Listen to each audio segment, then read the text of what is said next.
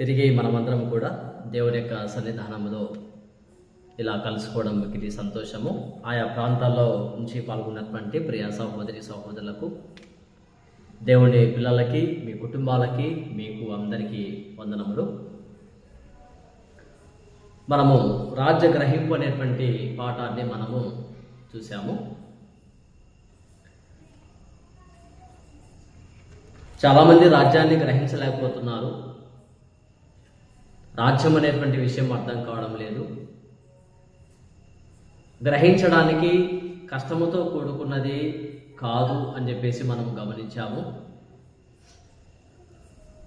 దేవుడు రాజ్యాన్ని చాలా చక్కగా తేటపరిచినట్లుగా మనం గమనిస్తూ ప్రవచనాల్లో ఉన్నటువంటి దేవుని యొక్క రాజ్యాన్ని మనం చూసాము. రాజ్యమును గ్రహించడానికి ప్రవచనాలు ఏవైతే ఉన్నాయో అంతవరకు మన పాఠాన్ని గమనించాము. ఈ యొక్క దినమందు మనము రాజ్య రుజువులు అనేటువంటి పాఠాన్ని మనం నేర్చుకుంటున్నాం. రాజ్య రుజువులు. చాలామంది రాజ్యము రాలేదు అని, రాబోతుంది అని, రాజ్యము వస్తుంది అని చెప్పేసి నానా విధమైనటువంటి ఆలోచనలు మనం కలిగి ఉన్నట్లుగా మనం చూస్తాము. అయితే వాక్యానుసారముగా వాక్యం ఏం తెలియజేస్తూ ఉంది? రాజ్య విషయంలో బైబిల్ ఏం బోధిస్తుంది? ఇంతకు రాజ్యము ఉందా, రాబోతుందా, వస్తుందా అనేటువంటి విషయాన్ని మనం ఈరోజు చూస్తున్నాము. రుజువులు అంటే రుజువులు ఉన్నదానికే ఉంటాయి, కానీ లేనిదానికి రుజువులు ఉండవు.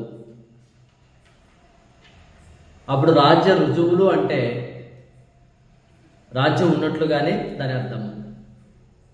దాన్ని మనం ఒక్కొక్క రుజువును మనం చెప్పుకుంటూ వెళ్ళిపోదాము. సమస్య ఎక్కడైతే ఉందో ఆ సమస్య మనం చదువుకున్నాం. ఓసారి మళ్ళీ మనం సమస్యను చదువుకొని రుజువును మనం ప్రారంభం చేద్దాము. సమస్య చదవండి ఒకసారి. మత్తయి సువార్త 6వ అధ్యాయానికి రండి.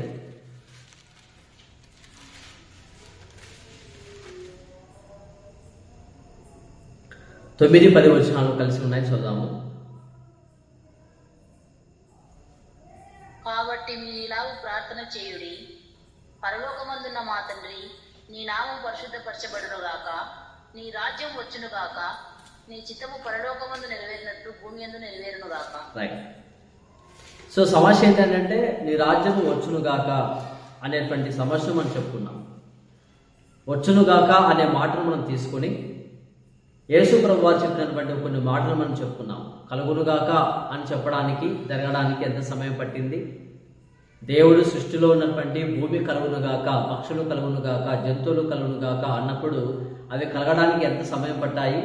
అలాగే యేసు ప్రభు వారు రోగాల్ని కానీ, సృష్టిని కానీ గద్దించినప్పుడు కానీ, స్వస్థత కానీ కలుగునుగాక అని చెప్పినప్పుడు ఎంత సమయం పట్టింది అని మనం చెప్పుకున్నాం. అలాగే రాజ్యము వచ్చునుగాక అంటే రావడానికి ఎంత సమయం పడుతుంది అనే విషయాన్ని మనం పూర్తిగా ఆలోచన చేశాం. అయితే ఇక్కడ నీ రాజ్యము వచ్చునుగాక అన్నప్పుడు ఆ రాజ్యము వచ్చిందా, రాబోతుందా, ఆ రాజ్యం కొరకు మనం ఎదురు చూస్తున్నామా, రాజ్యమే మన దగ్గరకు వచ్చిందా అనే విషయాన్ని ఈరోజు మనం పూర్తిగా చూద్దాం. రుజువులోకి వెళ్తున్నాము. మొదటి రుజువు మత్తయి సువార్త 6వ అధ్యాయము 33వ వచనాన్ని చదవండి. మత్తయి సువార్త 6:33. కాబట్టి మీరు ఆయన రాజ్యమును నీతిని మొదట వెతుకుడి, అప్పుడు అవన్నీ మీకు అనుగ్రహింపబడును. రైట్. దేన్ని వెతకమంటున్నాడు ఆయన? రాజ్యమును నీతిని వెదకుడి. వెదకమని ఎవరు చెప్తున్నాడు? యేసుక్రీస్తు ప్రభు కాలంలో జీవించినటువంటి యూదులతో చెప్తున్నాడు, రాజ్యమును వెదకండి అని. రాజ్యము లేకపోతే, వారి మధ్యకు రాకపోతే దాన్ని వెతకండి అని చెప్పాల్సినటువంటి అవసరం లేదు. అప్పుడు వాళ్ళతో వెతకండి అని చెప్తున్నానంటే వారు వెతికితే దొరికేంత పరిస్థితిలోనే ఉన్నట్లుగా మనం దాన్ని గమనించాలి. అప్పుడు వెతకండి అంటే లేని దాన్ని వెతకమంటున్నాడా, తమకు అందుబాటులో ఉన్న దానిని వెతకమంటున్నాడా? ఎవరైనా లేని దాన్ని వెతకమని చెప్తారా? అలా ఎవరు చెప్పరు. ఏదైనా అందుబాటులో ఉన్న దాన్ని మాత్రమే వెతకండి అని మనం చెప్పగలం. అప్పుడు యేసుప్రభు వారు కూడా రాజ్యమును వెతకండి అని అంటే రాజ్యము వారికి అందుబాటులోనే ఉన్నట్లుగా మనము గమనించాలి. ఇది మొదటి రుజువు. రెండవ రుజువు గమనించండి. మత్తయి సువార్త 12వ అధ్యాయము. మత్తయి సువార్త 12వ అధ్యాయము 28వ వచనాన్ని చదవండి. దేవుని ఆత్మ వలన నేను దయ్యములను వెళ్ళగొట్టుచున్న ఎడల నిశ్చయముగా దేవుని రాజ్యము మీ యొద్దకు వచ్చి ఉన్నది. నిశ్చయముగా అన్నాడు. నిశ్చయముగా అంటే ఖచ్చితముగా, ఎలాంటి సందేహము కానీ అవిశ్వాసము కానీ అనుమానము కానీ లేకుండా చెప్తున్న మాట ఏంటంటే ఖచ్చితముగా దేవుని యొక్క రాజ్యము మీ యొద్దకు వచ్చి ఉన్నది. మీ యొద్దకు రాబోతుంది అన్నాడా? మీ యొద్దకు వచ్చి ఉన్నది అని చెప్పాడు. అప్పుడు నీ రాజ్యము వచ్చునుగాక అని చెప్పినటువంటి ప్రభువారే ఇప్పుడు చెప్తున్నాడు. ఏ ప్రభు అయితే మత్తయి సువార్త 6వ అధ్యాయం 10వ వచనంలో నీ రాజ్యము వచ్చును కాక అని చెప్పాడో అదే ప్రభువు చెప్తున్నాడు, నిశ్చయముగా దేవుని యొక్క రాజ్యం మీ మధ్యకు వచ్చి ఉన్నది. అప్పుడు దేవుని యొక్క రాజ్యము వారి వద్దకే వచ్చి ఉన్నప్పుడు మన యొద్దకు ఇంకా రాలేదా? మన యొద్దకు రాజ్యము రాబోతుందా? చూడండి, ఇక్కడ చెప్పిన మాట గమనించండి. దేవుని రాజ్యము మీ యొద్దకు వచ్చి ఉన్నది అన్నాడు. మీ యొద్దకు, ఎవరి యొద్దకు? ఆనాటి యూదుల యొద్దకు దేవుని యొక్క రాజ్యము వచ్చి ఉన్నది. మరి మనం విశ్వసిస్తున్నామా? అప్పుడు వచ్చిన రాజ్యాన్ని పట్టుకొని ఇంకా రాబోతుంది, వస్తుంది అనుకుంటే దాని అర్థం ఏంటి? యేసు ప్రభు ఏ ప్రార్థన అయితే నేర్పించాడో ఆనాటి యూదులకి ఈరోజు కూడా అదే మాటను పట్టుకొని నీ రాజ్యం వచ్చునుగాక అని ఈరోజు కూడా మనం అంటున్నామంటే రాజ్యము వచ్చినట్లుగా గుర్తిస్తున్నామా, రాజ్యము రానట్లుగా గుర్తిస్తున్నామా? ఒకసారి మనం ఆలోచన చేయాలి. లూకా సువార్త 10వ అధ్యాయము 9వ వచనం చదవండి. లూకా సువార్త 10వ అధ్యాయము 9వ వచనము. అందులో ఉన్న రోగులను స్వస్థపరచుడి, దేవుని రాజ్యము మీ దగ్గరకు వచ్చినదని వారితో చెప్పుడి. వారితో కూడా చెప్పండి. ఏమని చెప్పాలి? దేవుని రాజ్యము మీ యొద్దకు వచ్చి ఉన్నదని వారితో చెప్పుడి. ఇక్కడ దేవుని రాజ్యము మీ దగ్గరికి వచ్చిందని చెప్తున్నాడా? మీరు దేవుని యొక్క రాజ్యం దగ్గరికి వెళ్తారని చెప్తున్నాడా?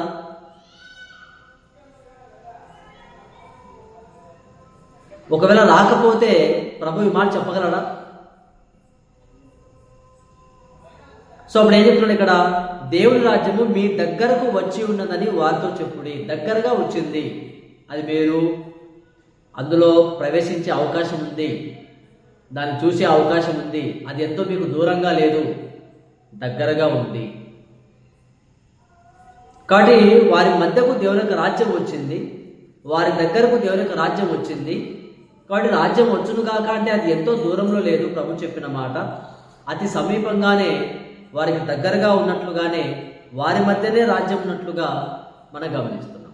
అప్పుడు రాజ్యం యొక్క రుజువులో భాగంగా మనం ఏం చూస్తున్నామంటే రాజ్యము ఆనాటి యూదుల కాలంలోనే వచ్చి ఉన్నది. అదే సంఘము. ఆ సంఘాన్ని మనం గుర్తించాలి. ఆ సంఘం వారి మధ్యనే ఉంది. ఆ సంఘం వారికి దగ్గరగా ఉన్నట్లుగా ప్రభువు చెప్తున్నటువంటి మాటలు మనము గమనిస్తున్నాము. మత్తయి సువార్త 13వ అధ్యాయంకి రండి. అలాగే మత్తయి సువార్త 13వ అధ్యాయము 41వ వచనాన్ని చదవండి. మనుష్య కుమారుడు తన దూతలను పంపును, వారు ఆయన రాజ్యములో నుండి ఆటంకములకు సకలమైన వాటిని దుర్నీతి పరులను సమకూర్చి అగ్నిగుండములో పడవేయుదురు. సో అప్పుడు గమనించండి,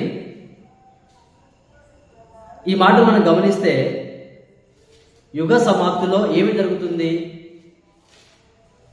యుగ సమాప్తిలో రాజ్యం వస్తుందా, లేకుంటే ఉన్న రాజ్యంలో ఉన్నటువంటి వారిని వేరు చేయడానికి వస్తుందా?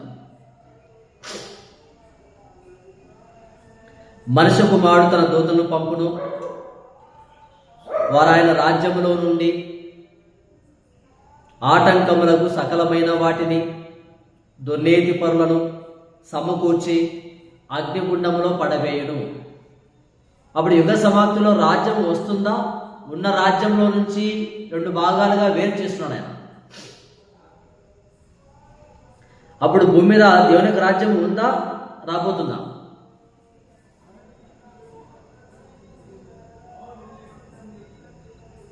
ఆలోచించేయండి. అప్పుడు యుగ సమాప్తిలో చాలా మంది ఏమనుకుంటున్నారు? యేసుప్రభు రాజ్యం తీసుకొని వస్తాడు అనుకుంటున్నారు. యేసుప్రభు రాజ్యం తీసుకొని రాడు. ఉన్న రాజ్యంలో ఎవరైతే ఆటంకాలుగా ఉన్నారో వారిని వేరు చేయడానికి ఆయన వస్తున్నాడు. అప్పుడు రాజ్యం యొక్క రుజువు ఏంటంటే, రాజ్యము భూలోకంలో ఉంది.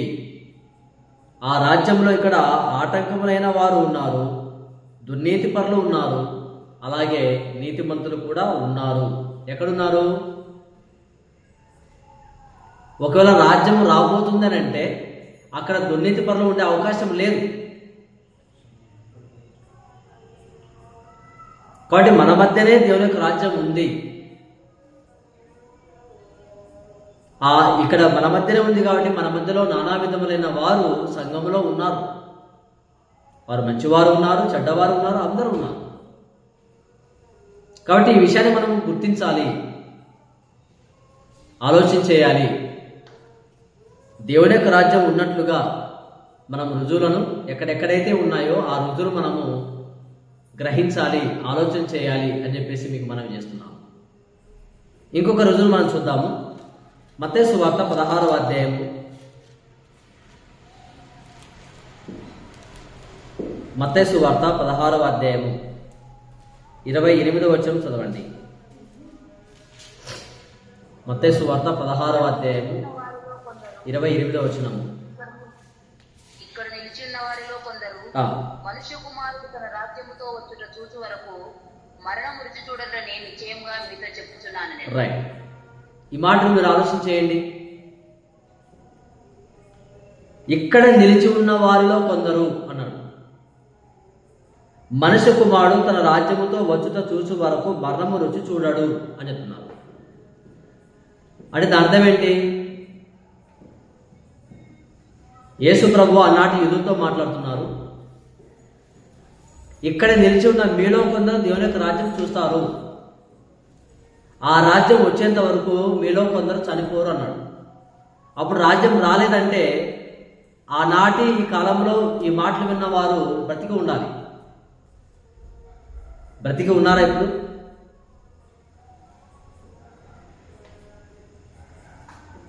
ఆలోచించేయండి, గమనించండి ఒకసారి ఆ మాటని. ఇక్కడ నిలిచి ఉన్న వారిలో కొందరు, అందరు కాదంటే కొందరు రాజ్యం రానికంటే ముందుగానే చనిపోతారు, కొందరు మాత్రం రాజ్యం వచ్చిన తర్వాత చనిపోతారు అని చెప్తున్నాడు యేసుప్రభు వారు. అప్పుడు రాజ్యం ఎప్పుడు వచ్చింది? ఆనాడు యేసుప్రభు యొక్క మాటలు ఎవరైతే విన్నారో ఆ విన్న వారిలో కొందరు చనిపోయారు, కొందరు బతికి ఉన్నారు. వారు బతికి ఉన్న కాలంలోనే రాజ్యం వచ్చినట్లుగా మనం ఈ మాట బట్టి గమనించాలి. అందుకే చెప్తున్నాడు ఇక్కడ, మనుష్య కుమారుడు తన రాజ్యంతో వచ్చుట చూచు వరకు మరణము రుచి చూడరని నిశ్చయముగా మీతో చెప్పుచున్నాను. అంటే వారు చనిపోవడానికంటే ముందుగానే దేవుని యొక్క రాజ్యము వచ్చి ఉంది, అది రుజువు. అందుకే ఆయన చెప్పాడు, మీకు సమీపంగా ఉంది, మీకు దగ్గరగా ఉంది అని చెప్పాడు. ఎందుకు అలా చెప్పారంటే వారు చనిపోవడానికంటే ముందుగానే దేవుని యొక్క రాజ్యం వారి మధ్యకు వచ్చింది కాబట్టి. కాబట్టి ఈరోజు మనం గ్రహించాలి. గ్రహించకోకుండా ఇంకా నీ రాజ్యం వచ్చునుగాక, రాజ్యం రాబోతుంది, రాజ్యం తెస్తాడు, రాజ్యం తీసుకుని వస్తాడు అన్నటువంటి భ్రమలో మనము జీవించకూడదు. యేసుప్రభు యొక్క వాక్యం అలా ఎక్కడ కూడా లేదు, ఏ రుజువు కూడా అలా లేదు. ఇంకాస్త మనం ముందుకెళ్తే ఇంకొక రుజువు మనం చూద్దాము. మార్కు సువార్త 9వ అధ్యాయము.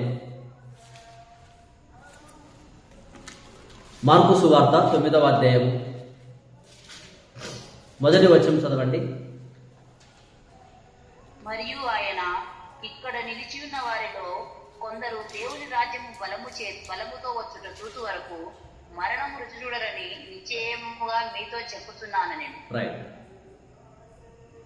బలముతో వచ్చుట చూచు వరకు అన్నాడు. చూచు వరకు ఎవరు చూస్తారు రాజ్యాన్ని?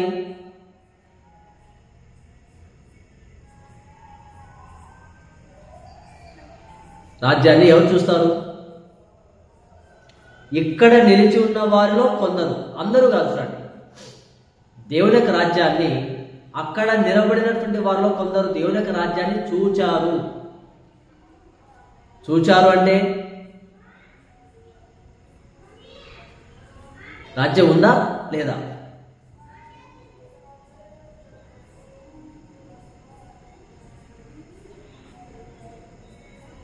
బలముతో వచ్చుట మీరు చూస్తారు అని చెప్తున్నాడు ఇక్కడ. అప్పుడు చూడడం అంటే ప్రత్యక్షంగా చూడడమే. లేని దాన్ని ఎవరైనా చూస్తారా?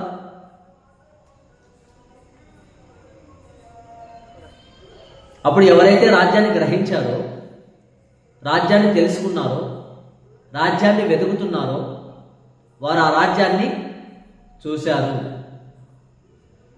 ఆ రాజ్యం వారి మధ్యలో ఉంది. ఆ రాజ్యంలో వారు ప్రవేశించారు. ఆ రాజ్యంలో జీవించారు. ఇంకొక రోజు మనకు వెళ్దాము. మార్కు సువార్త 15వ అధ్యాయము. మార్కు సువార్త 15వ అధ్యాయము 43వ వచనాన్ని మనం చదివితే ఇక్కడ ఒక రుజువు మనం చూడగలం. కనుక సాయంకాలం అయినప్పుడు అరిమతేయు యోసేపు తెగించి పిలాతునొద్దకు వెళ్ళి యేసు దేహము తనకిమ్మని అడిగాను. అతడు ఘనత వహించిన యొక్క సభ్యుడై దేవుని రాజ్యం కొరకు ఎదురు చూసేవాడు. రైట్. దేవుని రాజ్యం కొరకు ఆయన ఎదురు చూస్తూ ఉన్నాడు. చనిపోయిన తర్వాత దేవుని రాజ్యం వస్తుందంటే భూమి మీద ఎదురు చూడాల్సిన అవసరం ఉందా?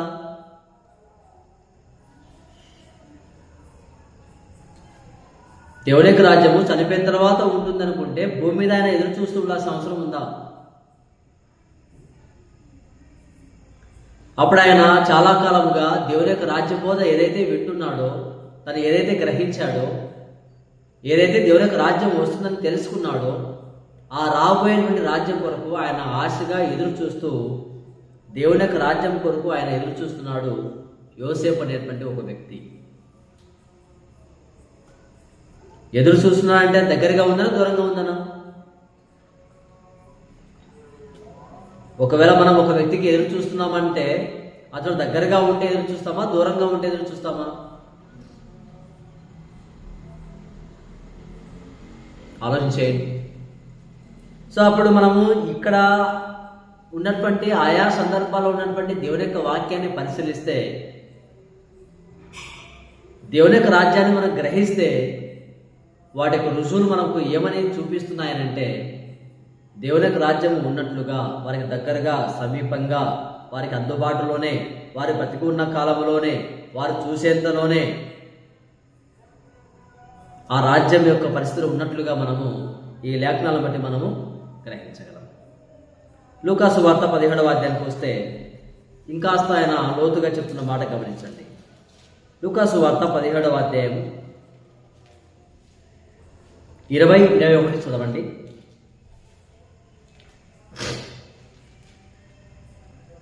దేవుని రాజ్యం ఎప్పుడు వచ్చునని పరిసయ్యులు ఆయన అడిగినప్పుడు ఆయన, దేవుని రాజ్యము ప్రత్యక్షముగా రాదు, ఎందుకనగా ఇదిగో దేవుని రాజ్యము మీ మధ్యనే ఉన్నది కనుక ఇదిగో ఇక్కడనని అదిగో అక్కడనని చెప్ప వీలు పడదని వారికి ఉత్తరమిచ్చింది. రైట్. గమనించండి,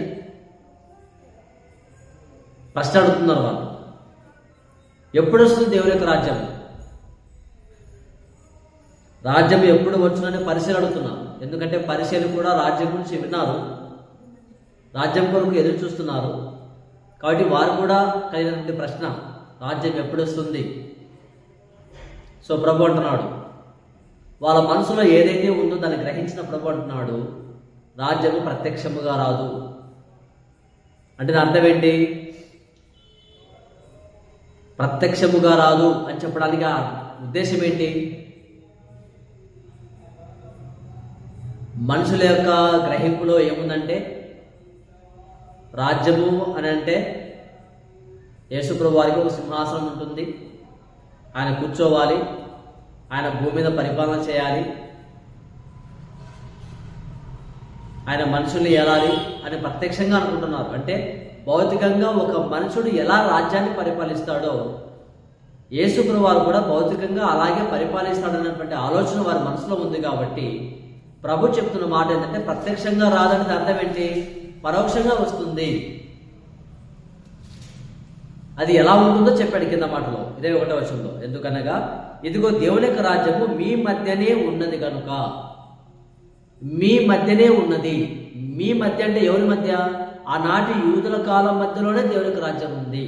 కాబట్టి ఇదిగో ఇక్కడ, అదిగో అక్కడ అని చెప్ప వీలు పడదు అంటున్నాడు. అంటే దేవుని యొక్క రాజ్యము ఇప్పుడు మనం అనుకున్నట్లుగా ఒక రాజ్యం, ఒక రాజధాని ఎక్కడుందంటే అదిగో అక్కడ ఉంది అని చెప్తున్నాం మనం.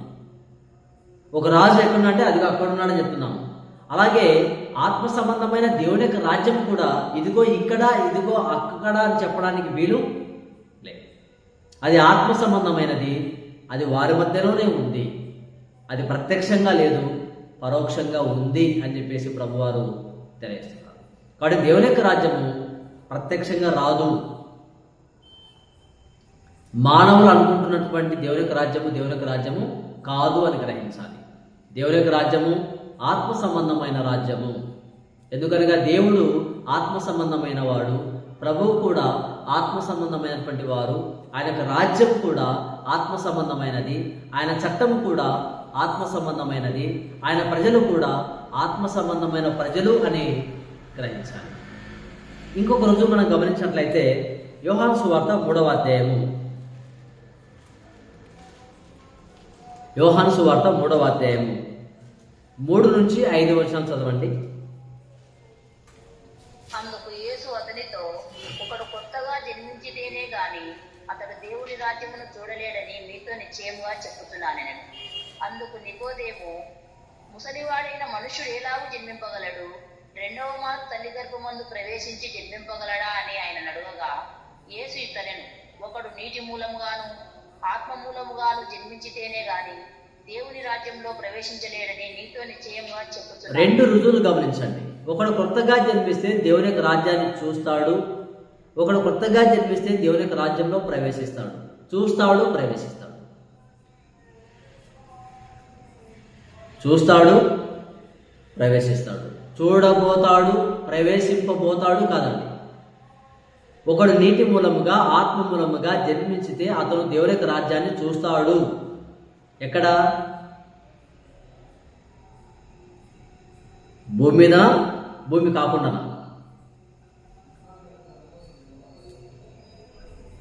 చెప్పండి, భూమి మీద, భూమి కాకుండా.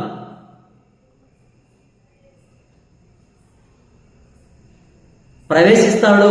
ఒకడు కొత్తగా జన్మించితే దేవుని యొక్క రాజ్యంలో ప్రవేశిస్తాడు. ఎక్కడ ప్రవేశిస్తాడు? తాను బతికుండంగా అన్నా, తాను చనిపోయిన తర్వాత. అప్పుడు ఎవరైతే బాప్తిసం తీసుకుంటున్నారో,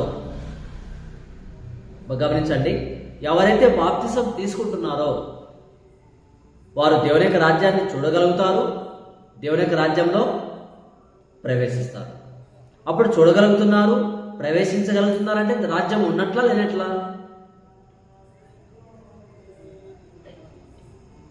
మరి ఉన్న రాజ్యాన్ని పట్టుకొని ఇప్పుడు కూడా చాలా మంది ఈ రాజ్యం వచ్చునుగాక, రాజ్యం రాబోతుంది, రాజ్యం తెస్తాడు అనుకుంటున్నారు కదా. వాళ్ళు గ్రహించారా? గ్రహించలేదా? సరే, అపోస్తల కార్యానికి వెళ్తే అక్కడ దేవుని యొక్క రాజ్యము వచ్చేసింది, అందులో వారు ఉన్నారు. దాని గురించి ఏం మాట్లాడుతున్నారో మనం చూద్దాం. అపోస్తల కార్యానికి అండి 19వ అధ్యాయము. అపోస్తల కార్యములు 19వ అధ్యాయము 8వ వచనం చదవండి. 8.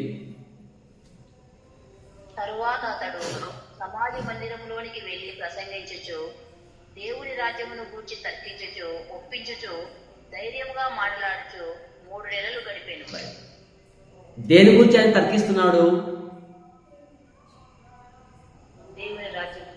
దేని గురించి ఒప్పిస్తున్నాడు? ఒకవేళ వారు రాజ్యంలో లేకపోతే, రాజ్యం వారి మధ్య లేకపోతే, లేని రాజ్యం గురించి వాళ్ళు తర్కించగలరా? లేని రాజ్యం గురించి ఒప్పించగలరా? ఈరోజు మనం దేవుడి గురించి ఒప్పిస్తున్నాం. దేవుడు ఉన్నాడనే, దేవుడు లేడనే. ప్రభువును మనం ఒప్పుకుంటున్నాం. ప్రభువు ఉన్నాడనే, లేడనే. అలాగే వారు రాజ్యం గురించి తర్కిస్తున్నారు, ఒప్పిస్తున్నారంటే లేని రాజ్యం గురించి తర్కాలు అవసరం లేదు. లేని రాజ్యాన్ని వారు ఎలా ఒప్పించగలరు? కాబట్టి దేవుని యొక్క రాజ్యం వారి మధ్య ఉంది. వారు ఆ రాజ్యంలో ఉన్నారు, ఆ రాజ్యాన్ని పొందుకున్నారు. వారు ఏదైతే పొందుకున్నారో ఆ రాజ్యం గురించి వారి మధ్య తర్కం జరుగుతూ ఉంది. ఉన్న రాజ్యాన్ని గురించి వాళ్ళు ఒప్పిస్తూ ఉన్నారు. ఒప్పించడం మాత్రమే కాదు, ఇంకొక రోజు గమనించండి. అపోస్తలుల కార్యములు 28వ అధ్యాయము. అపోస్తలుల కార్యములు 28వ అధ్యాయము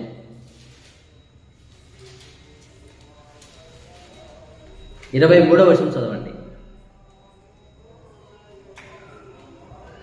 అతనికి ఒక దినము నియమించి అతని బసలోనికి అతని యొద్దకు అనేకులు వచ్చిరి.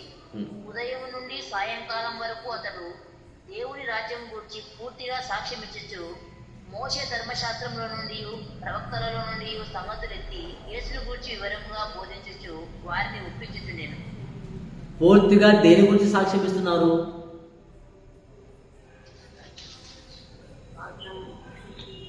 రాజ్యం గురించి. సాక్ష్యం అంటే ఏంటి?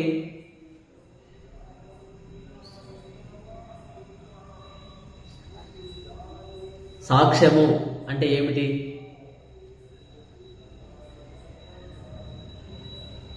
చెప్పండి, మీకు తెలిసింది చెప్పండి. సాక్ష్యం అంటే ఏంటి?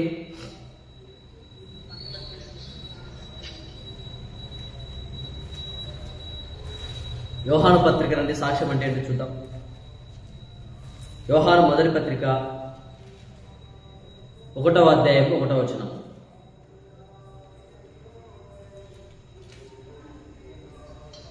యోహాను మొదటి పత్రిక 1వ అధ్యాయం 1వ వచనం. మాతో కూడా నీకును సహవాసం కలుగునట్లు మేము చూచిన దానిని వినిన దానిని మీకు తెలియజేయుచున్నాము. 1వ వచనం చదవండి. మొదటి వచనం. మూడు వాక్యములు కూర్చున్నది ఆది నుండి ఏది ఉండెనో మేమేది వింటిమో కనులారా ఏది చూచితిమో ఏది నిదానించి కనుగొంటిమో మా చేతులు దేనిని తాకి చూచెనో అది మీకు తెలియజేస్తాం. సాక్ష్యం అంటే ఇది. సాక్ష్యం అంటే ఏంటి? మేము ఏది విన్నామో, ఏది చూసామో, ఏది తాకామో అది మీకు చెప్పడం, అదే సాక్ష్యం అంటే. అప్పుడు వారు రాజ్యం గురించి సాక్ష్యం ఇస్తున్నారంటే రాజ్యాన్ని చూశారా? రాజ్యం గురించి విన్నారు, రాజ్యాన్ని చూశారు, రాజ్యంలో ప్రవేశించారు. కాబట్టి ఇప్పుడు వాళ్ళు రాజ్యం గురించి సాక్ష్యం ఇస్తున్నారు. ఇప్పుడు మనం కూడా ఏదైనా సాక్ష్యం చెప్పాలంటే నువ్వు చూడాలి, నువ్వు వినాలి, అందులో నువ్వు దాన్ని భౌతికంగా అనుభవించాలి. అదే సాక్ష్యం. ఆ సాక్ష్యమే చెల్లుతుంది. ఇప్పుడు సాక్ష్యం, చల్లని సాక్ష్యం అని చెప్పేవారు దండిమంది ఉన్నారు. ఎందుకంటే వారు చెప్పేటువంటి సాక్ష్యము అది వారికి తప్ప ఇంకెవరికి తెలియదు. సాక్ష్యం అంటే ఎవరికి వారు చెప్పుకుంటే సాక్ష్యం కాదు. ఎవరికి వారు చెప్పుకునే దాన్ని సాక్ష్యం అంటారా? చెప్పండి. నేనే ఉన్నాను, నాకే జరిగింది, నేనే చెప్పుకుంటే సాక్ష్యం అవుతుందా? కాదు, అది సాక్ష్యం కాదు. అవును, జరిగిన విషయాన్ని ఇంకొకరు చెప్పాలి, దాన్ని సాక్ష్యం అంటారు. ఈరోజు సేవకులు, విశ్వాసులు సాక్ష్యం అని చెప్పుకొని వాళ్ళకి తెలియని విషయాన్ని వాళ్ళు చెప్పుకుంటున్నారు. అది నిజంగా జరిగిందా, జరగలేదా, దాని సాక్షులు ఎవరు తెలియదు. యేసుప్రభువు అన్నాడు, నేను చేసిన కార్యాలకు మీరు సాక్షులు, భూ దిగంతముల వరకు మీరు సాక్షులు. ఎందుకంటే వాళ్ళు కళ్ళారా చూశారు, చెవులారా విన్నారు, వారు తాకారు, కాబట్టి వారు సాక్షులయ్యారు. అలాగే సాక్షులు అనేది ఒకరు కాదండి. గ్రంథం అంటుంది, ఇద్దరు ముగ్గుల నోట ప్రతి మాట స్థిరపరచబడును అని చెప్పాడు. ఇద్దరు ముగ్గురు సాక్షులు ఉండాలి, దాన్ని సాక్ష్యం అంటారు. ఒక్కరే చెబితే ఆ సాక్ష్యం చెల్లదు. అలాగే రాజ్యం గురించి ఒక్కరు చెప్పడంలే, రాజ్యం గురించి చాలామంది సాక్ష్యం ఇచ్చారు. సాక్ష్యం చెప్పాలంటే వారు ఆ రాజ్యాన్ని చూసి ఉండాలి, రాజ్యం గురించి విని ఉండాలి, ఆ రాజ్యంలో వారు ప్రవేశించి ఉండాలి, అప్పుడే చెప్పగలరు. సో ఇక్కడ పౌలుగా చెప్తున్న మాట ఏంటంటే 23వ వచనంలో, అతడు దేవుని రాజ్యం గురించి పూర్తిగా సాక్ష్యం ఇచ్చుచు అన్నాడు. పూర్తిగా సాక్ష్యం ఇచ్చుచు. లేని దాని గురించి సాక్ష్యము ఉండదు, అది సాక్ష్యం కాదు. రాబోయేదానికి సాక్ష్యం ఉండదు. రాబోయేదాన్ని చెప్పేదాన్ని ప్రవచనం అంటారు. సాక్ష్యం అంటే ఆల్రెడీ ఉన్నది, చూచినది, ఎరిగినది, తెలిసినది, దాన్ని చెప్పడాన్ని ఏమంటారు? సాక్ష్యము. కాబట్టి ఇప్పుడు మనం రాజ్యం గురించి ఆలోచిస్తే, ఈ రోజుల్లో ఆలోచిస్తే మనకేమనిపిస్తుంది? రాజ్యం ఉన్నట్లు అనిపిస్తుందా, లేనట్లు అనిపిస్తుందా, రాబోతున్నట్లు అనిపిస్తుందా? కొలస్సీ పత్రిక 1వ అధ్యాయం గమనించండి. కొలస్సీ పత్రిక 1వ అధ్యాయము 11వ వచనము. ఆయన మనలను అంధకార సంబంధమైన అధికారంలో నుండి విడుదల చేసి తాను ప్రేమించిన తన కుమారుని యొక్క రాజ్య నివాసులుగా చేసెను. మనలను చేసెను, ఆ మాట గమనించండి. మొదటి మాట, చివరి మాట. మనలను చేసెను. దేనికి చేశాడు? ఎక్కడ చేశాడు? రాజ్య నివాసులుగా చేశాడు. ఎక్కడి నుంచి? అంధకార సంబంధమైనటువంటి అధికారములో నుంచి ఆయన విడిపించి తన కుమారుని యొక్క రాజ్య నివాసులుగా చేశాడు. ఇప్పుడు మనం రాజ్య నివాసులమా, భూలోక నివాసులమా? చెప్పండి. రాజ్య నివాసులమా, భూలోక నివాసులమా? భూలోకములో ఉంటూ రాజ్య నివాసులుగా జీవిస్తున్న వారు, అవునా కదా? ఒకవేళ రాజ్యం లేకపోతే మన నివాసం ఎలా అవుతాము?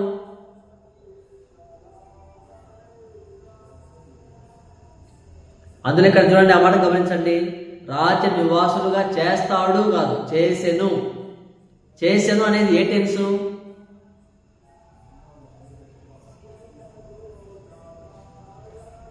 పాస్ట్ టెన్సా, ప్రజెంట్ టెన్సా, ఫ్యూచర్ టెన్సా?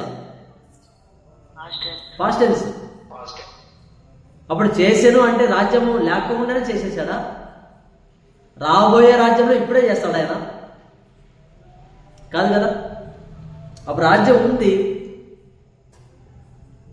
ఆ రాజ్య నివాసులుగా అందరినీ చేస్తున్నాడు. ఎవరిని అంటే ఎవరైతే నీటి మూలంగా, ఆత్మ మూలముగా జన్మిస్తారో వారు ఆ రాజ్యాన్ని చూస్తారు, ఆ రాజ్యంలో ప్రవేశిస్తారు అని చెప్పేసి ఆయన తేటగా స్పష్టంగా చెప్తున్నాడు. యాకోబు రాసిన పత్రిక 2వ అధ్యాయం చూడండి. యాకోబు రాసిన పత్రిక 2వ అధ్యాయము 5వ వచనం చదవండి. నా ప్రియ సహోదరులారా ఆలకించుడి.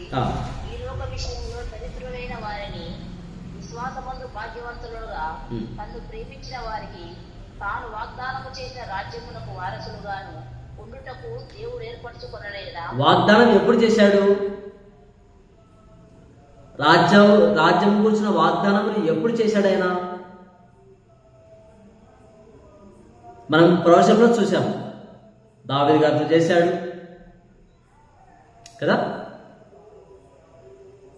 సమూయేలు గారితో చేశాడు, దానియేలు గారితో చేశాడు. అక్కడక్కడ ఆయన రాజ్యం గురించి యొక్క వాగ్దానం చేశాడు. అవి ఎక్కడ నెరవేరాయి? ఇది చెప్తున్నానండి. తాను వాగ్దానము చేసిన రాజ్యమునకు వారసులుగా ఉండటకు ఏర్పరచుకునలేదా? ఎవరిని? సంఘంలో ఉన్న వారిని, లోకంలో ఉన్న వారిని విశ్వాసవంతుల్లో భాగ్యవంతులుగా ఎంచుకున్నాడు. ఎంచుకోవడం మాత్రమే కాదు, వాగ్దానం చేసిన రాజ్యానికి వారసులుగా ఆయన చేశాడు. కాబట్టి ఇప్పుడు రాజ్యం వచ్చునుగాక అనే మాట వచ్చిందా రాలేదా? వచ్చింది. మరి వచ్చిన రాజ్యంలో మనం ఉన్నామా? రాజ్య నివాసులమని గ్రహించామా? ప్రకటన గ్రంథం చూడండి. ప్రకటన గ్రంథము 1వ అధ్యాయము 6వ వచనము. ప్రకటన గ్రంథము 1:6. తన రక్తము వలన మన పాపముల నుండి మనల్ని విడిపించిన వానికి మహిమయు ప్రభావమును యుగయుగములు కలుగును గాక. ఆమేన్. ఆయన మనలను తన తండ్రియగు దేవునికి ఒక రాజ్యముగాను యాజకులనుగాను చేసెను. రాజ్యముగా యాజకులుగా చేస్తాడు నా చేసెను నా. అప్పుడు మనము రాజ్యంలో ఉన్నామా? యాజకులుగా ఉన్నామా? 9వ వచనం చూడండి. అలాగే మీ సహోదరుడును యేసును బట్టి కలుగు శ్రమలోను రాజ్యములోను సహనములోను పాలివాడునైన యోహానును నేను. యోహాను గారు దేనిలో పాలివాడయ్యాడు చెప్పండి. యోహాను గారు దేనిలో పాలివాడయ్యాడు? రాజ్యములో సహనములో శ్రమలు. శ్రమలోను రాజ్యములోను సహనములోను పాలివాడనైన యోహానును నేను. పాలివారు కావడం అంటే అర్థం ఏంటి?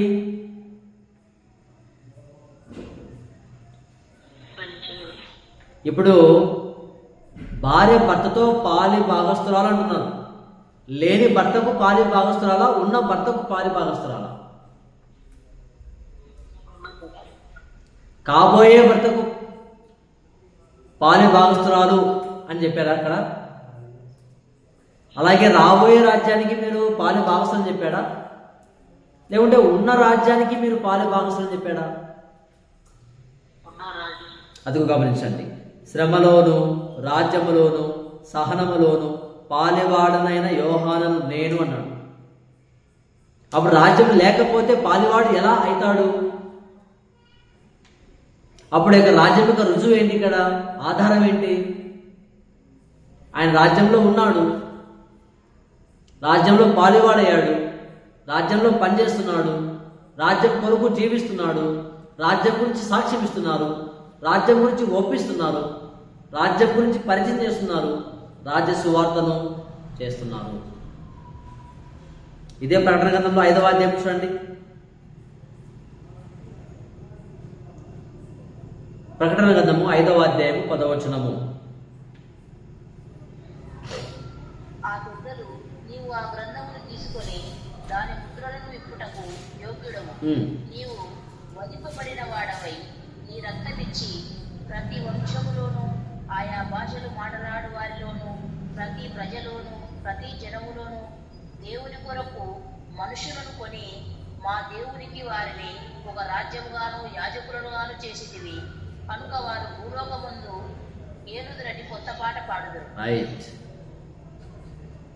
ఏం చేశాడైనా? రక్తమిచ్చి కొన్నాడైనా. ఎవరిని కొన్నాడైనా? ప్రతి భాషలో ప్రతి ప్రజలో ఆయా భాషను మాట్లాడు వారిని, ఆయా వంశాల వారిని ఆయన తన రక్తమిచ్చి కొన్నాడు. దేనికోసం కొన్నాడు ఆయన?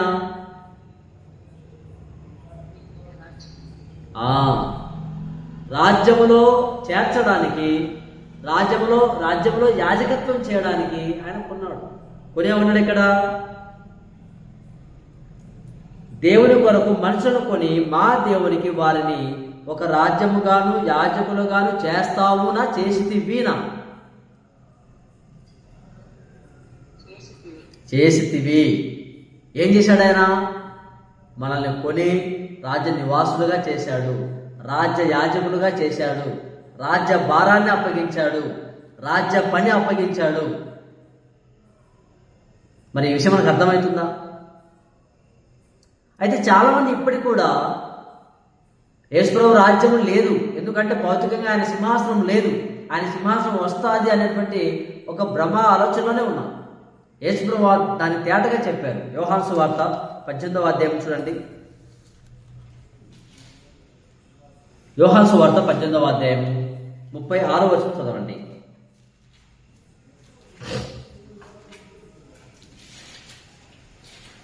18:36.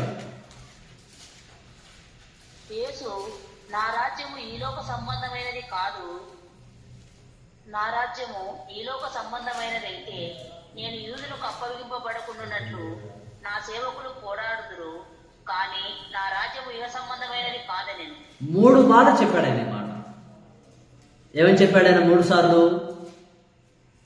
ఈలోక సంబంధమైన నా రాజ్యము ఈలోక సంబంధమైనది కాదు. నా రాజ్యము ఈలోక సంబంధమైనది అయితే నా రాజ్యము ఇహ సంబంధమైనది కాదు. ఈ 3 మాటల యొక్క అర్థం ఏంటి అని అంటే, యేసుప్రభు యొక్క రాజ్యం అనేది భూ సంబంధమైనటువంటి రాజ్యం. నా రాజ్యము అని అక్కడ కారణం ఏంటి? యేసు మాట్లాడుతూ నా రాజ్యము అన్నాడు. కారణం ఏంటంటే ఆల్రెడీ ఒక రాజ్యం ఉంది అక్కడ భౌతికంగా. ఎవరి రాజ్యం అది?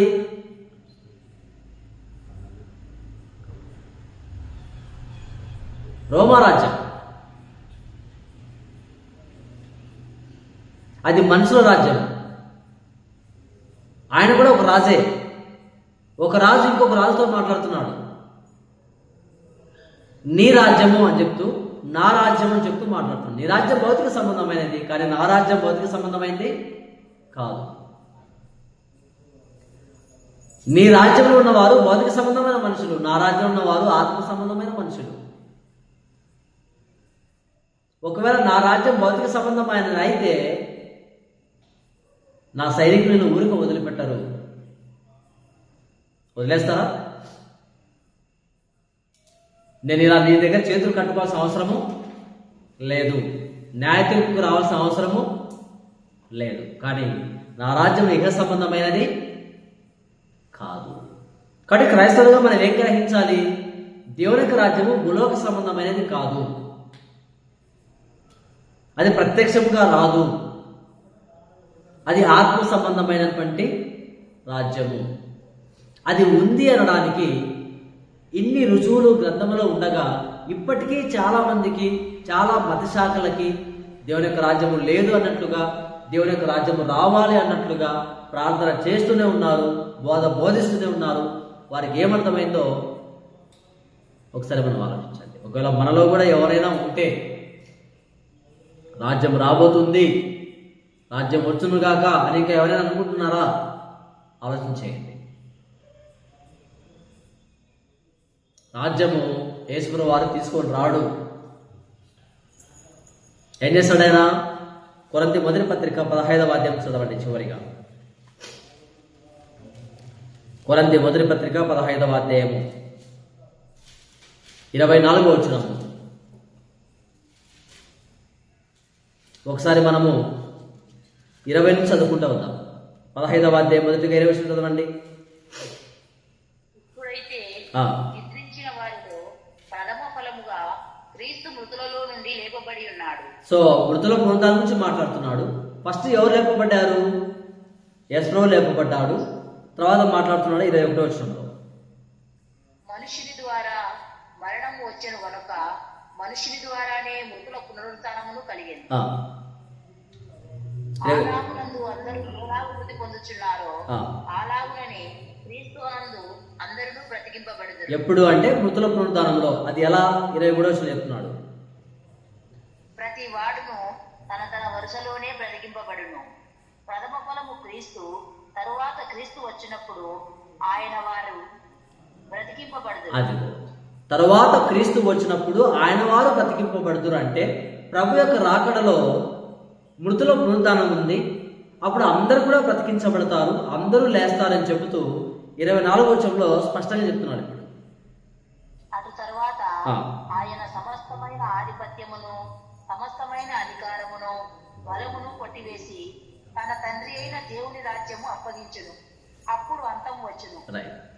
రాజ్యాన్ని అప్పగిస్తాడా? రాజ్యం తీసుకుని వస్తున్నాడా? ప్రభు యొక్క రాకడలో ఆయనకు ఉన్నటువంటి బలము, ఆధిపత్యము, అధికారము దేవుడు కొట్టేస్తాడు. ఇప్పుడు భూమి మీద ఏదైతే రాజ్యం ఉందో ఆ రాజ్యం గురించి మాట్లాడుతూ కొట్టివేసి తన తండ్రి దేవునికి రాజ్యము అప్పగించును కదా. అంతంలో జరిగే విషయం చెప్తున్నాడు. అంతంలో ఏం జరుగుతుంది అని అంటే, ఏదైతే రాజ్యమును ఆయన పరిపాలిస్తున్నాడో ఆ రాజ్యం తీసుకెళ్లేసి తన తండ్రికి అప్పగిస్తాడు. ఇంతకీ ఇప్పుడు యేసుప్రభువు వారు సింహాసనాసీనుడై ఉన్నాడా లేడా? మరి సింహాసనాసీనుడై ఉన్నట్టే ఆయన రాజా కాదా? ఊరికి మాత్రమే మనం రాజులకు రాజు, ప్రభువులకు ప్రభు అంటున్నామా? మరి రాజు అయితే రాజ్యం ఉండదా? రాజ్యం లేకపోతే రాజు అని అంటారా?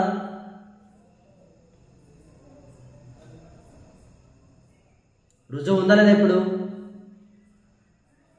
కాబట్టి దేవుని యొక్క రాజ్యాన్ని మనం గ్రహించాలి, వాటి ఆధారాలు చూడాలి, వాటి రుజువులు పరిశీలించాలి, అందులో మనం ప్రవేశించాలి. దేవుని యొక్క రాజ్యంలో మనం ప్రవేశించాలి. ఎలా అంటే నీటి మూలముగాను ఆత్మ మూలముగాను మనం అందులో ప్రవేశించాలి. కాబట్టి ఈ వాక్యాలన్నీ కూడా మనము మూల వాక్యాలు, ఇవన్నీ కూడా చాలా వాక్యాలు ఉన్నాయి.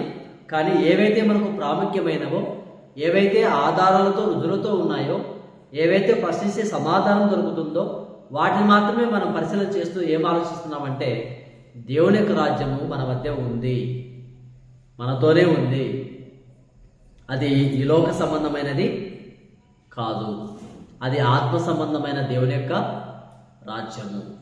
అందులో మనం అందరం కూడా ప్రవేశించాలి.